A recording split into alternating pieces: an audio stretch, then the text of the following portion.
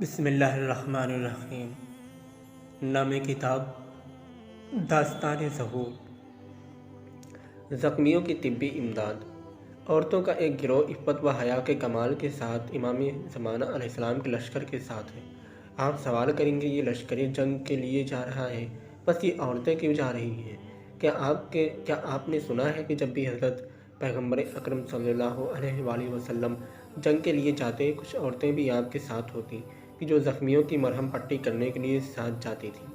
اب امام بھی سیرت حضرت پیغمبر اکرم پر چلنا چاہتے ہیں، کچھ عورتوں کو زخمیوں کی مرہم پٹی کے لیے ساتھ لے کر جا رہے ہیں۔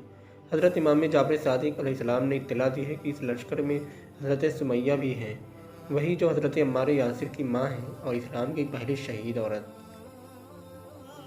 وہ شیر دل عورت تھی جو ابو جہل کے ظلم و ستم کی وجہ سے شہید ہوئی، لیکن اپنے عقیدہ و ایمان سے دستبردار نہ ہوئی۔ اب خدا انہیں اس استقامت کا اجر دے رہا ہے، اس لیے انہیں زندہ کیا ہے تاکہ اسلام کی عزت کو دیکھ سکیں۔ ان عورتوں میں ایک ایمن بھی ہے۔ کیا انہیں جانتے ہیں؟ ایمن جنگ احد، حنین اور خیبر میں لشکر اسلام کے ساتھ تھی اور زخمیوں کا علاج کرتی تھی۔ اب وہ بھی خدا کے حکم سے زندہ ہوتی ہیں تاکہ فرزند حضرت پیغمبر اکرم کے لشکر کے سپاہیوں کی مرہم پٹی کر سکیں۔